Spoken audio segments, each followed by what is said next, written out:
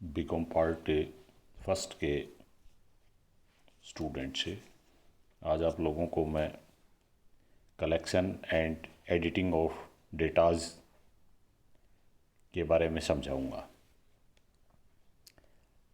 संग्रहण, collection means संग्रहण और इकट्ठा करना, या उसको कह सकते हैं अपन, एंड एडिटिंग मानी संपादन करना। एडिटिंग क्या होता है ये आप लोगों को कुछ मैंने समझा दिया था। कलेक्शन में आपकी कोई समस्या नहीं है। एडिटिंग का मतलब ये है कि जो समंक इकट्ठे किए गए हैं उनमें अगर कोई सुधार की गुंजाइश है, कोई गलती रह गई है तो उनमें काट छांट कर दी जाती है। उसके बाद में वो एडिटेड डेटाज कहलाते हैं। संपादन, एडिट करना, उसको एडिट का मतलब कोई कमी है तो उसे दूर कर दिया जाए। तो ये काम आज अपन को करना है और डेटाज के बिना अपन सांख्यिकी में आगे चल नहीं सकते। तो डेटाज को कलेक्ट करना है और उसको एडिट करना है, एडिट करेंगे। ये जो चैप्टर है आपका, इसके उद्देश्य के बारे में समझेंगे। लेकिन इससे पहले मैं आप लोगों को ये बता दूं, अभी भी किसी को ये हो, क्योंकि मेरे पास ये बातें आई हैं कि कौन सी बुक खरीदें, तो बुक के संबंध में एक सूचना आप लोगों के व्हाट्सएप ग्रुप पर डाल दी है। गंगा सिंह यूनिवर्सिटी के सिलेबस के अनुसार कुछ बुक्स के नाम उसमें दिए गए हैं। उसके अलावा भी किसी भी पुस्तक में अगर वो सिलेबस को पूरा करती है तो आप अपनी सुविधा अनुसार उसका इंग्लिश एडिशन और हिंदी एडिशन खरीद सकते हैं। किसी तरह की कोई दिक्कत वाली बात नहीं है। यहाँ कॉलेजों में कोई एक राइटर की बुक खरीदने वाली बात भी नहीं है, क्योंकि आप लोग पहली बार कॉलेज में आए हो। यहाँ पर अलग अलग राइटर्स की किताबें चलती हैं, लेखकों की। तो मूल रूप से देखा जाता है कि सिलेबस को जो पूरा करती है वो कोई भी पुस्तक आप ले सकते हैं। और अगर किसी एक पुस्तक में आप लोगों को सिलेबस नहीं मिलता है या सिलेबस का कोई टॉपिक नहीं मिलता है तो आप किसी दूसरी में उसको देख सकते हैं। इसमें कोई समस्या वाली बात नहीं है। तो ये आप लोगों को देखना है और मैं ये समझता हूँ कि आप लोग जल्दी से जल्दी या तो बुक की व्यवस्था कर ली है या करने जा रहे हैं।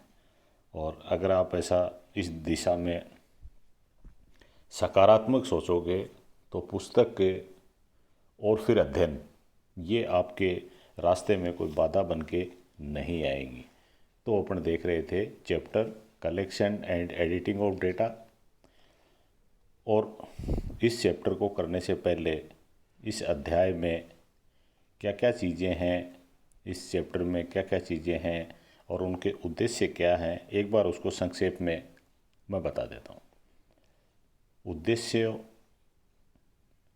में ये चीज़ें अपन शामिल करेंगे इस चैप्टर में कि समंक हैं, उनके स्रोत क्या हैं, सोर्सेज ऑफ डेटाज, यानी डेटाज कहाँ से कलेक्ट किए जाएं, उनके सोर्सेज क्या हैं।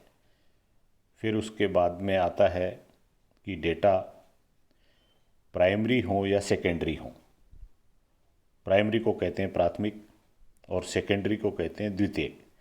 समंक प्राथमिक भी हो सकते हैं, द्वितीय भी हो सकते हैं। तो ये अपने को तय करना है कि प्राथमिक समंक लेने हैं या द्वितीयक समंक लेने हैं। डिटेल में अपन कुछ देर बाद में इनमें चर्चा करेंगे कि दोनों में अंतर क्या है, किसको प्राथमिक कहें, किसको सेकेंडरी कहें। देन उनके संग्रहण की रीतियाँ क्या, methods of collection, and in methods को कहाँ और कब प्रयोग किया जाना चाहिए। जो डेटा इकट्ठे करेंगे, कलेक्शन करेंगे, वो प्रश्नावली से भी हो सकते हैं और अनुसूची से भी हो सकते हैं। तो ये भी देखेंगे अपन, what do you mean by प्रश्नावली एंड अनुसूची। प्रश्नावली को कहेंगे क्वेश्चनेयर और अनुसूची को कहेंगे शेड्यूल। शेड्यूल और क्वेश्चनेयर क्या है, इनको किस तरह से बनाते हैं,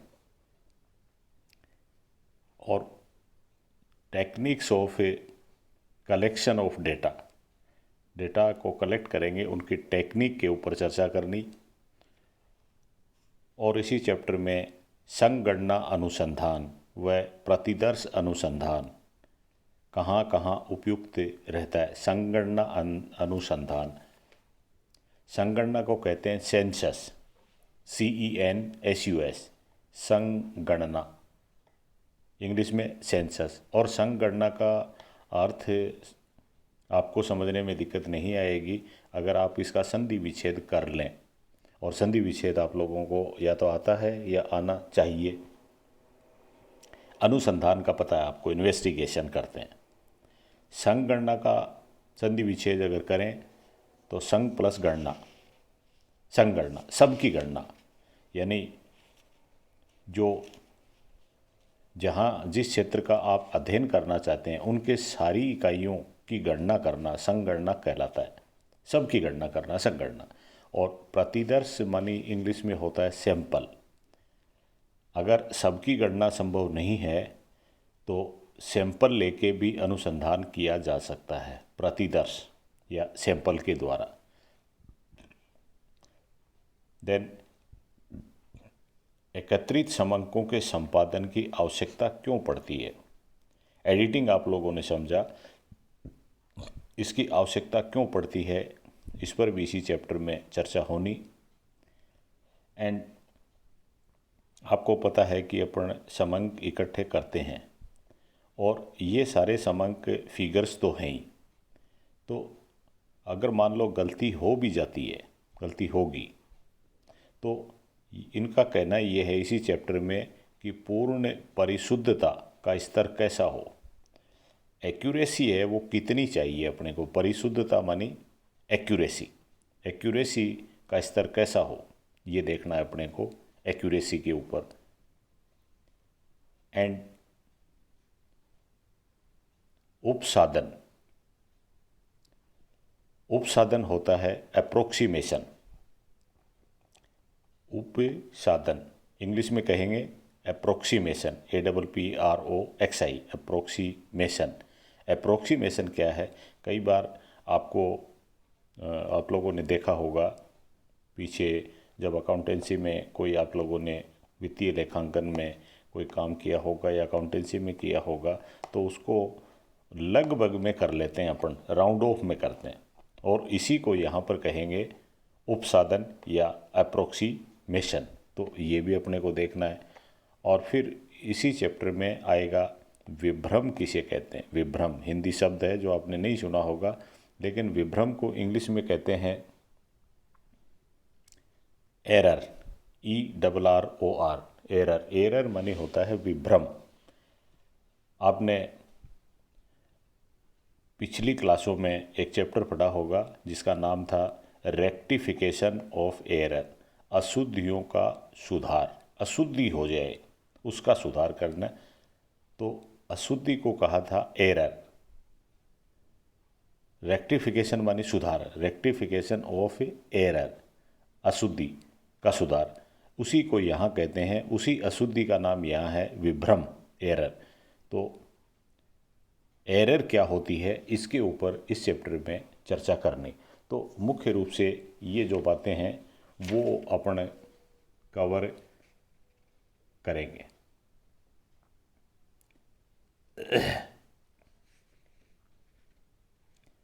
सबसे पहले अपन अब स्टार्ट करेंगे प्राइमरी एंड सेकेंडरी डेटा से। और सबसे पहले प्राथमिक समंक, प्राइमरी डेटा। प्राइमरी डेटा क्या होते हैं उसको एक लाइन में आप लोग यूँ समझ सकते हैं कि उन समंकों को प्राथमिक समंक कहते हैं जिन्हें अनुसंधानकर्ता द्वारा पहली बार आरंभ से अंत तक नए सिरे से एकत्रित किया जाता है। यानी अनुसंधानकर्ता उन समंकों को अपने काम के लिए स्वयं एकत्रित करता है। इस प्रकार के समंक अपने मौलिक रूप में होते हैं क्योंकि ये समंक किसी पत्र पत्रिका या पुस्तक में प्रकाशित नहीं होते हैं। अतः अनुसंधानकर्ता के लिए ये समंक प्राथमिक समंक कहलाएंगे। प्राथमिक समंक अपने काम के लिए वो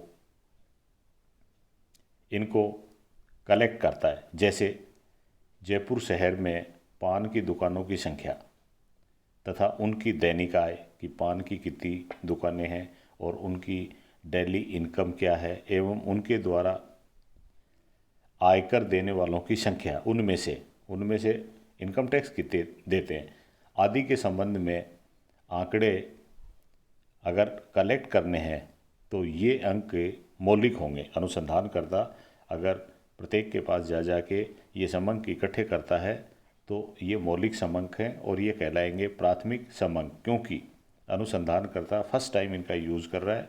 ये समंक पहले से किसी पत्र पत्रिका, पुस्तक या मैगजीन में प्रकाशित नहीं हुए हैं, वहाँ से नहीं उठाए हैं इसने, किसी बुक में या मैगजीन में पब्लिश नहीं हुए हैं और अगर हुए हैं तो वहाँ से इसने नहीं उठाए हैं। तो ऐसी स्थिति में इन समंकों को कहेंगे प्राथमिक समंक। द्वितीय समंक के समझने में अब कोई दिक्कत ही नहीं आ सकती, क्योंकि जो प्राथमिक नहीं है वो द्वितीयक है।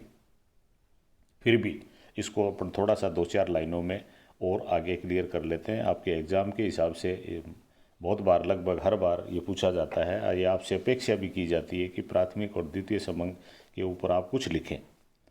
तो सेकेंडरी डेटा किसे कहें या द्वितीयक समंक किसे कहें, इसके अंतर्गत आता है जब कोई अनुसंधान करता उन समंकों का उपयोग करता है जो पहले से ही अन्य व्यक्तियों या संस्थाओं द्वारा एकत्रित व प्रकाशित किए जा चुके हों। यानी अनुसंधानकर्ता उन समंकों का उपयोग करता है जो पहले से ही अन्य व्यक्तियों या संस्थाओं द्वारा इकट्ठे किए गए हैं और उन्हें प्रकाशित कर दिए हैं। इस प्रकार के समंक द्वितीयक समंक कहलाते हैं, जिसको अपन कहेंगे सेकेंडरी डेटा। जैसे यदि अनुसंधानकर्ता कृषि समंक, एग्रीकल्चर के डेटा सरकार द्वारा प्रकाशित किसी रिपोर्ट या पत्रिका से लेता है तो ये समंक कहलाएंगे द्वितीयक समंक। तो प्राथमिक और द्वितीयक ये दोनों आप लोग समझ गए। इनमें मुख्य रूप से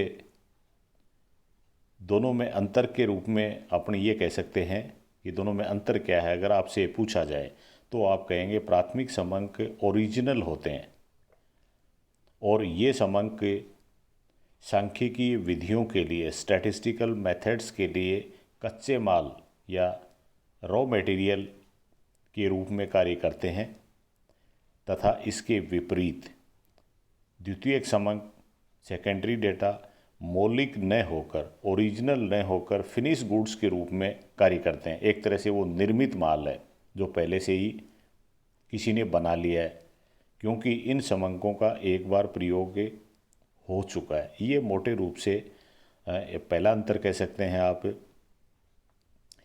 दूसरा अंतर कह सकते हैं, अनुसंधानकर्ता के लिए प्राथमिक समंक उद्देश्य के अनुकूल होते हैं, उसके उद्देश्य के अनुसार होते हैं और उनमें अधिक छानबीन या संशोधन करने की आवश्यकता नहीं होती है। जबकि द्वितीयक समंक या सेकेंडरी डेटा प्रयोग करने से पूर्व उनकी शुद्धता की पूरी जांच तथा आवश्यकता अनुसार उनमें संशोधन करने पड़ते हैं।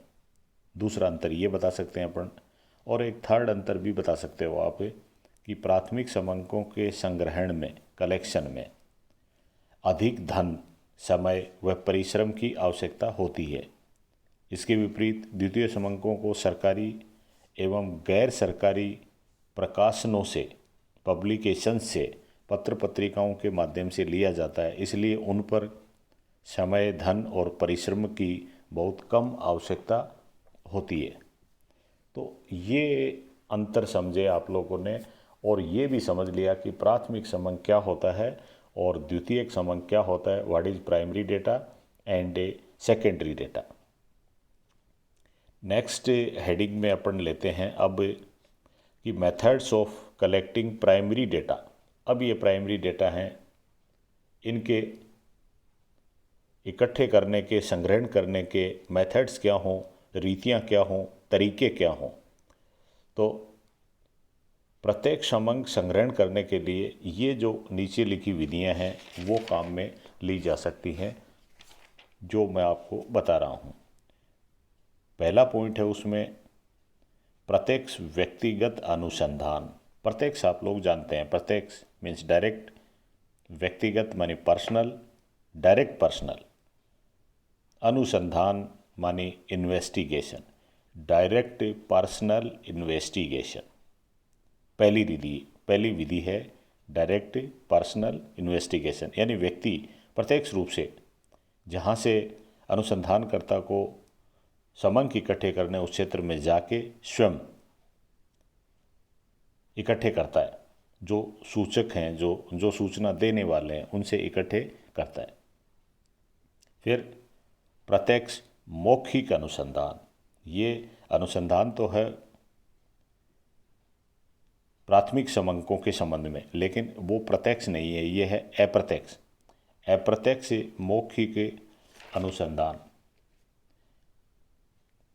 यदि अनुसंधान का क्षेत्र बहुत बड़ा है तो इन व्यक्तियों से आंकड़े इकट्ठे करना काफ़ी कठिन हो जाता है। तो फिर क्या करते हैं, ऐसी स्थिति में समस्या से प्रत्यक्ष संबंध रखने वाले व्यक्तियों से सूचना उपलब्ध नहीं की जाती, बल्कि उनके जो नज़दीक के लोग होते हैं या उनके विटनेस होते हैं या उनके साक्षी होते हैं, उनसे पूछताछ करके समंक इकट्ठे किए जाते हैं। इसे कहते हैं अपन अप्रत्यक्ष। प्रत्यक्ष उससे सूचना नहीं ले रहे हैं, उससे संबंधित सूचना उसके नज़दीक के किसी अन्य व्यक्ति से ले रहे हैं। जैसे मजदूरों से संबंधित सूचनाएं मजदूरों से प्राप्त न करके मजदूर नेताओं से प्राप्त की जाए। तो मजदूरों से संबंधित सूचना लेनी थी, प्रत्येक मजदूर से सूचना लेने में बहुत समय लग सकता है, पैसा लग सकता है, इसलिए दूसरा तरीका निकाला अप्रत्यक्ष मौखिक अनुसंधान का, और मजदूरों से संबंधित सूचना उनके नेताओं से ले ली। ये होता है अप्रत्यक्ष इनडायरेक्ट ओरल इन्वेस्टिगेशन, मौखिक। और फिर इसी में संग्रहण की रीतियों में, प्राथमिक समंकों के संग्रहण की रीतियों में तीसरा पॉइंट आता है स्थानीय स्रोतों या संवाददाताओं द्वारा सूचना प्राप्ति। स्थानीय स्रोत या संवाददाताओं से, संवाददाता आप लोग जानते हैं जिसको अपन कहते हैं कॉरेस्पॉन्डेंट। जो कॉरेस्पॉन्डेंट होते हैं उनसे भी सूचना ले सकते हैं, क्योंकि अनुसंधानकर्ता विभिन्न स्थानों पर स्थानीय व्यक्ति या संवाददाता नियुक्त कर देता है, जो फिर वहाँ से अपने अनुभवों के आधार पर सूचनाएं भेजते रहते हैं। तो ये होती है फिर स्थानीय स्रोतों या संवाददाताओं द्वारा सूचना प्राप्ति। वहाँ पर अनुसंधानकर्ता अपने व्यक्तियों से सूचना इकट्ठी करवाता है, स्वयं नहीं जा रहा है। और फिर अगला तरीका है प्रश्नावली के माध्यम से तथ्य संग्रह।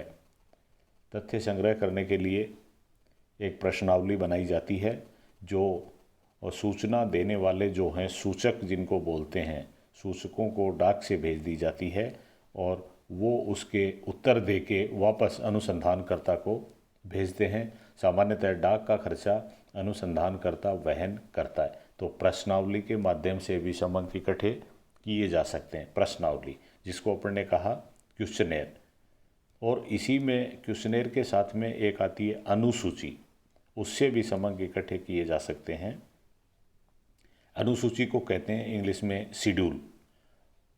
एक हो गई प्रश्नावली, दूसरी शेड्यूल, दोनों समंकों के कलेक्शन में काम में आती हैं। प्रश्नावली डाक से भेज जाती है और अनुसूची अनुसंधानकर्ता स्वयं सूचकों के पास जाता है और जाके उनसे स्वयं क्वेश्चन पूछ के उनके उत्तर उसमें फिल करता है या भरता है। ये है प्रश्नावली और अनुसूची, क्वेश्चनेयर एंड शेड्यूल।